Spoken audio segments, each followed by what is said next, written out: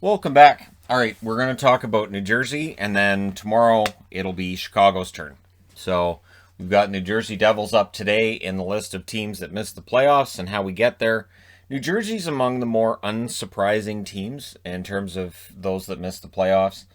The division was just absolutely stacked against them before the season even began. I called it the group of death, and it did turn out to be that way. Now, they also had that large COVID outbreak, which happened at a rough time of the season and meant squashing their games together after that, so that didn't help.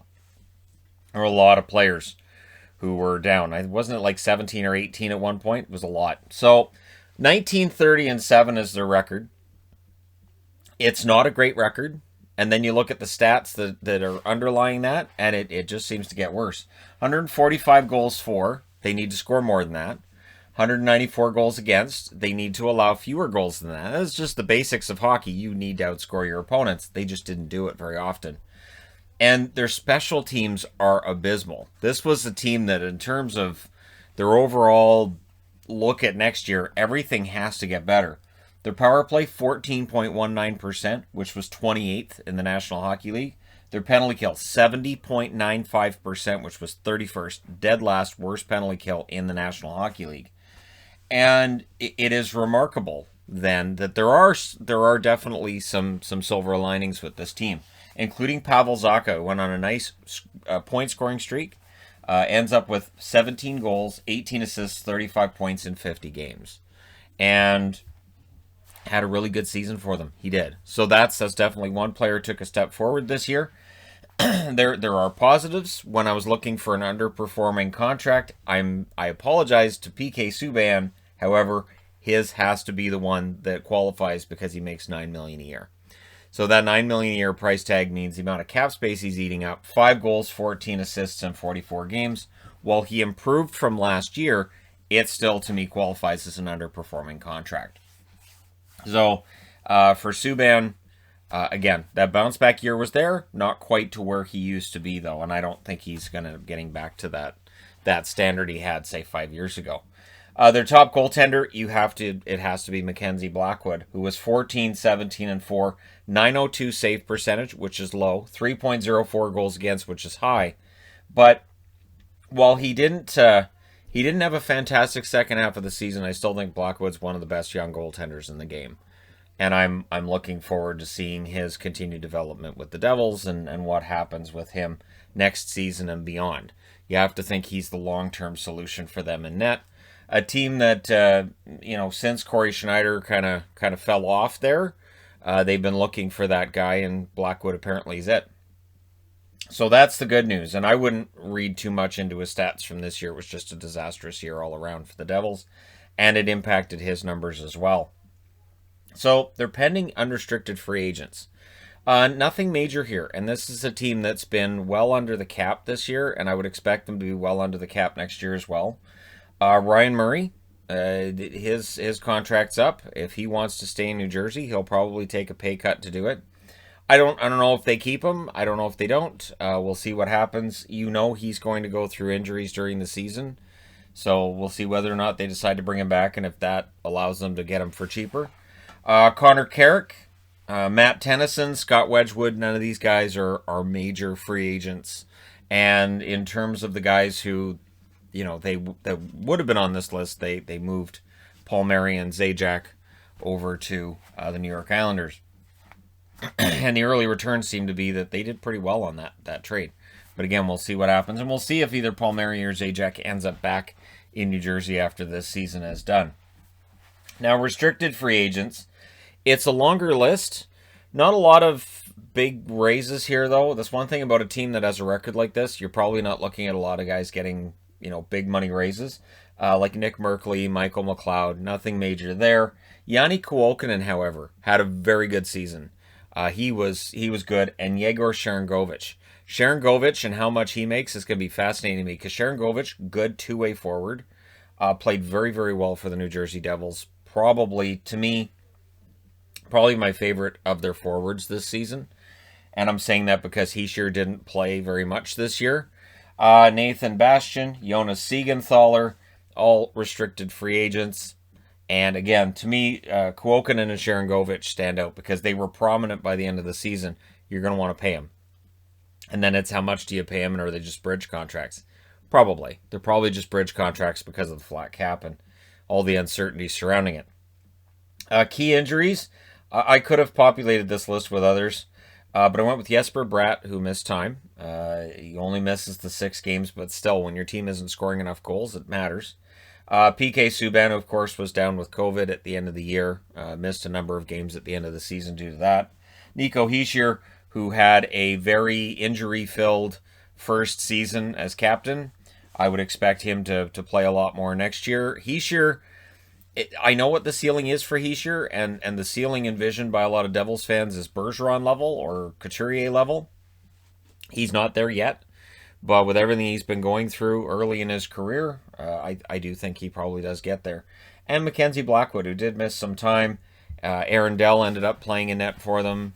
And if you look at the records of the backup goaltenders, I mean, I know Blackwood's record's not fantastic at 14, 17, and 4, but that means when he wasn't the goalie of record, they had 5 wins, 13 regulation losses, and 3 losses in overtime or shootouts.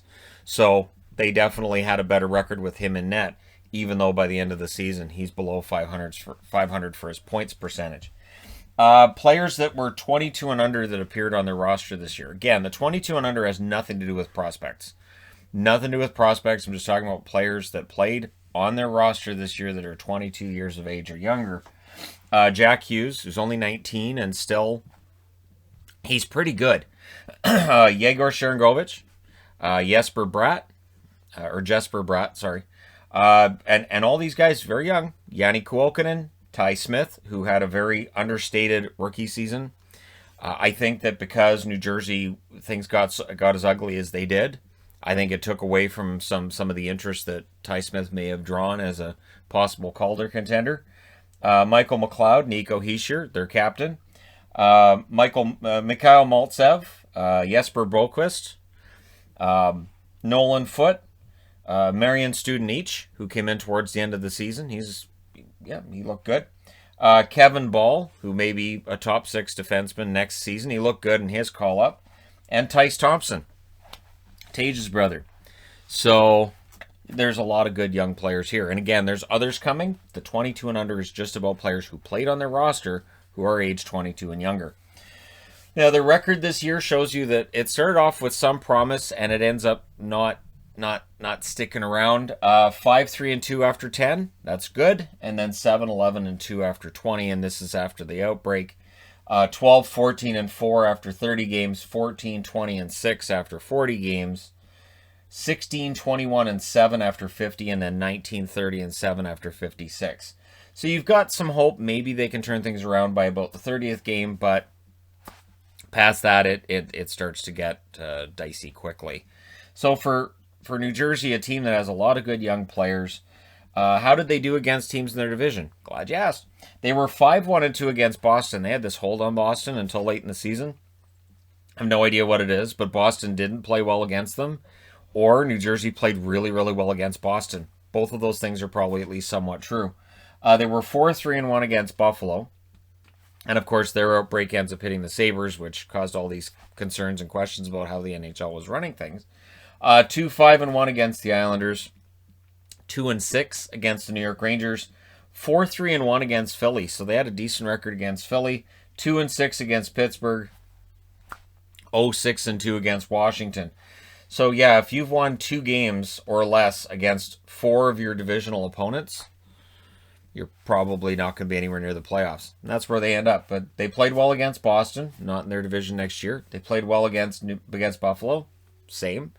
They played well against Philly, and at least Philly's a team that's going to be in their division next year. So we'll see how things go. I do think that New Jersey's probably going to be better than what this record would tell you for next season.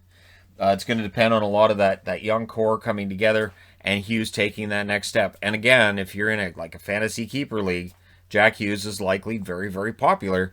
And this year, I think he showed why. He had a slow start in his rookie year. This year, he takes that step. In his sophomore year, he should be that much better next year. There are superstar qualities to his game, and it's just a matter of them just clicking. and then you've got yourself a superstar in New Jersey to go with your fantastic two-way forward captain in Nico Hischier. So the future's relatively bright in New Jersey. It may just be hard to see right now because it's been a while, but it just comes down to whether or not the general manager can put the right players around that core. Something we're seeing with teams that get eliminated in the first round is it's fine to have those superstar players and all the excitement, but if you don't have the right players surrounding that really good core, it doesn't matter, because then opposing teams can just shut down those top guys, and then you're not able to generate the amount of goals you need in order to win games. So for New Jersey, I think they're doing it right. I do. I think they're doing well. Again, the Palmieri Zajac trade at the deadline looks like it was a smart one. And yeah, we'll see what they do during the summer. Let me know your thoughts in the comments section below as always. Don't forget to hit like and subscribe if you're browsing your way through. You just happened upon this video. Thank you guys so much for watching, for all your support. I will talk to you again soon.